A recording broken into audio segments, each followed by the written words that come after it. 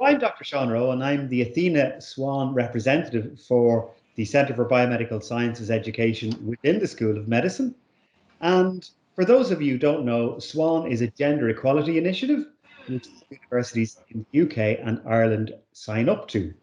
The school currently holds a Gold Athena Swan Award, which we got last October. Yay! So the podcast is asking women in the school about their experiences of work and life during the COVID-19 pandemic. And I'm joined here by Vikki O'Neill. So thanks for joining me, Vikki. First of all, could you start by telling us, I know I dragged you away from some homeschooling there, so could you tell us a little bit about who you are and what you do, and some background would be great. Okay, I'm sorry, my internet cut out. I don't know if you introduced me. I'm Vikki O'Neill. I work in the School of Medicine and at the Centre for Medical Education as a statistician. Previous to that, I worked in the School of Maths and Physics as a statistician. So I'm not super useful clinically, but I just love working with data. I've always loved data. It's always been my thing, and it's interesting that we're trying to encourage more women into STEM areas, which for me, maths was always the thing that I wanted to do. It was never any question of me doing anything else. So yes, I'm kind of excited to be here and talk to you about that. Yeah, well, actually, it's really important data at the moment. I mean, what we see in terms of incidence rates and death tolls, etc., in the pandemic, that's huge at the moment. And one of the things that strikes me is that public understanding of data is pretty poor. I would completely agree. And in the Centre for Medical Education, I run a second year SSC looking at medicine in the media, and so how the media cover things.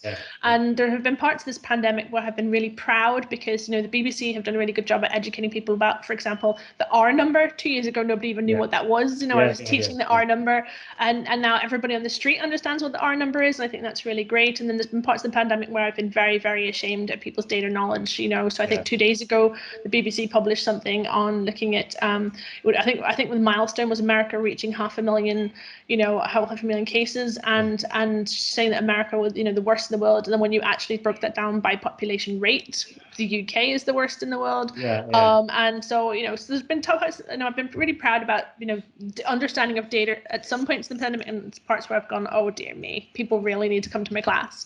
No, I found myself getting very frustrated with what's being reported in the newspaper in terms of transmissibility and incidence rates, and people not seeing that this is a completely multifactorial thing. It's not a simple matter of, oh, well, only so many people die of it. And you're like, oh, really? Is this? Oh, there's more to it than this. But anyway, that's totally off the subject. So we're supposed to ask, how has the pandemic impacted on your work and your family life and how they intermingle?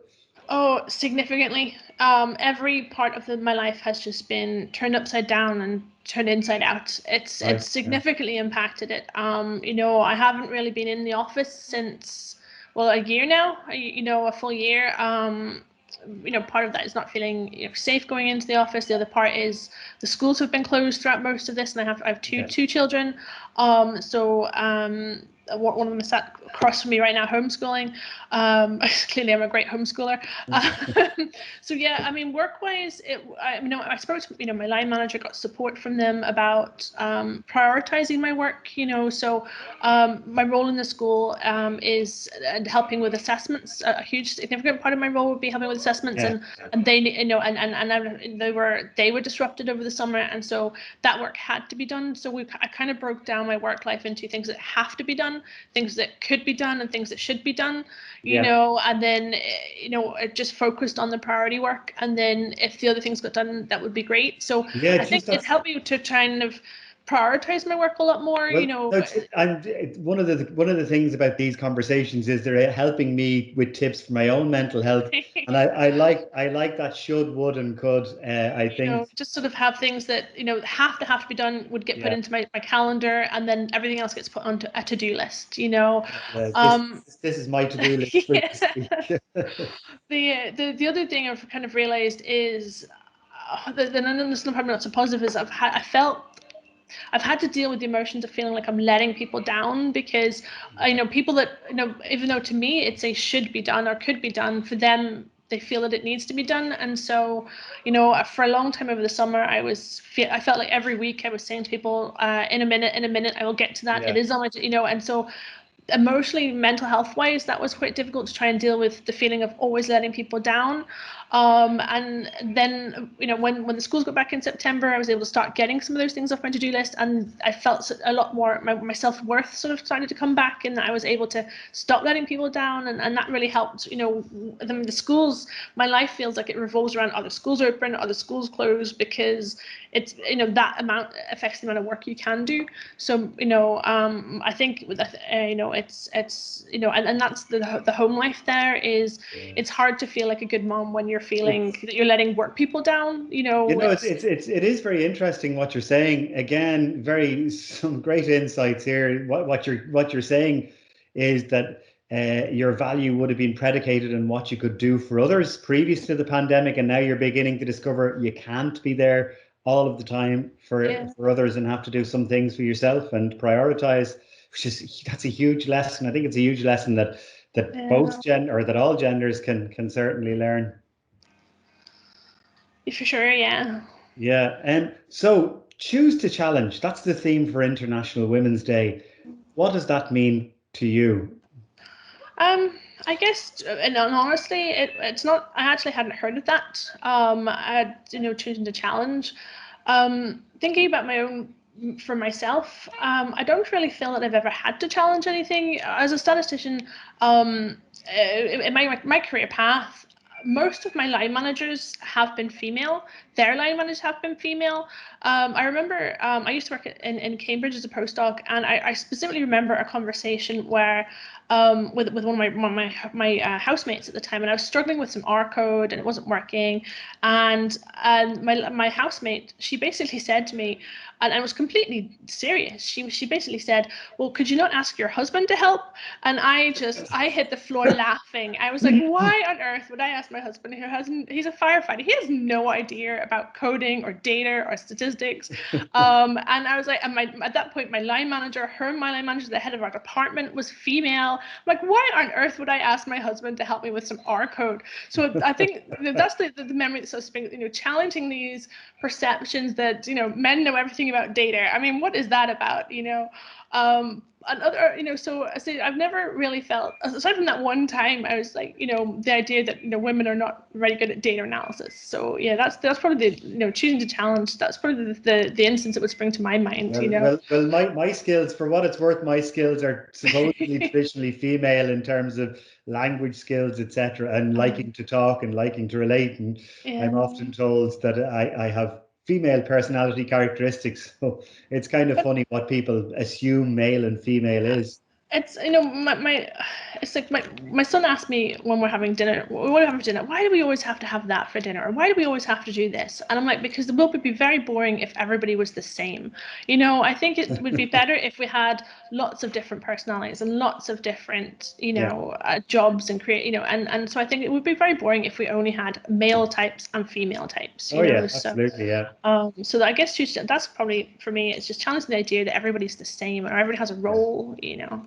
Well, and not just tolerating. This is one of the things I often found, that tolerance is a very low bar when it comes to differences between individuals.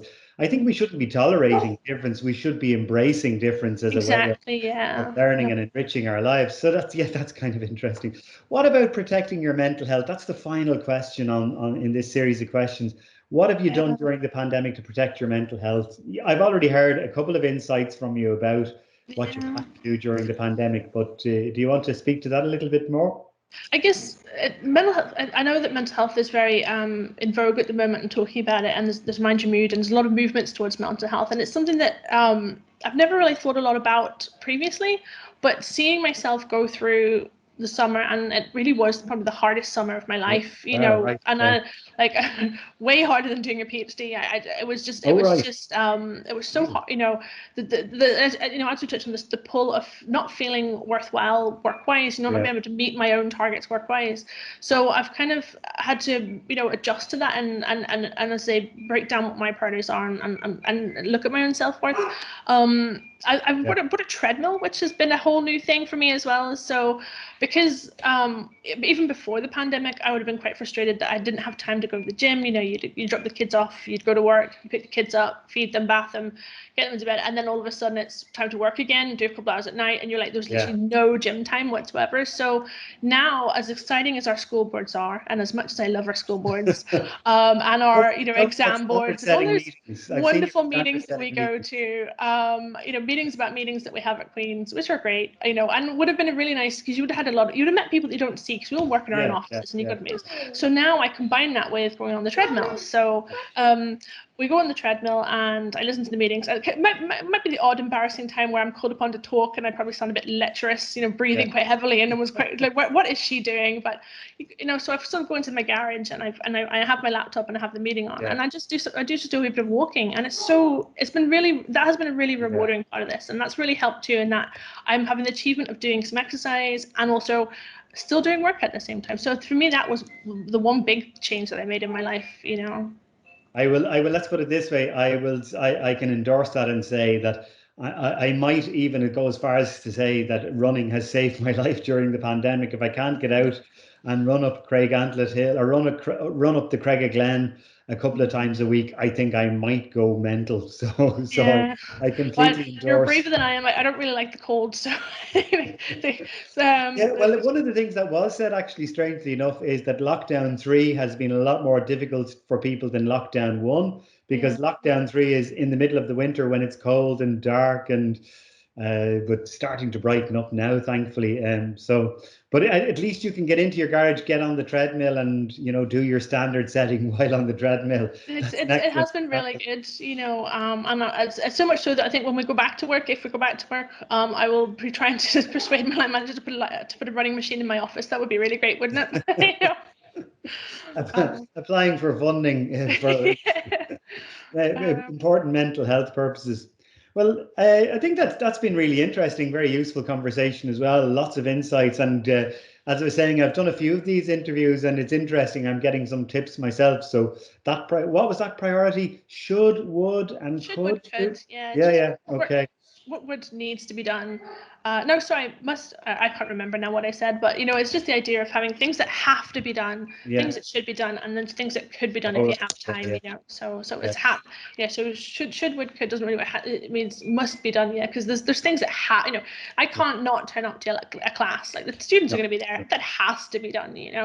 But things like that working paper should be done. It would be really good for me to apply for promotions, but if there's not enough hours in the day, sometimes that to me, that sounds like an excellent way of prioritizing your mental health as well. So at the end of the week, you don't feel, as you were saying, you felt previously, that you'd let people down. You can kind of say, well, I've done the main tasks that are centered on my role within the university, and also compatible with having enough time to homeschool my children and be there for them, and attend to my own mental health and my own relationships. That's really interesting. Right, so that's all the questions I have for you. So thanks, Vikki, for taking the time to talk to me. Thanks, Sean. Bye.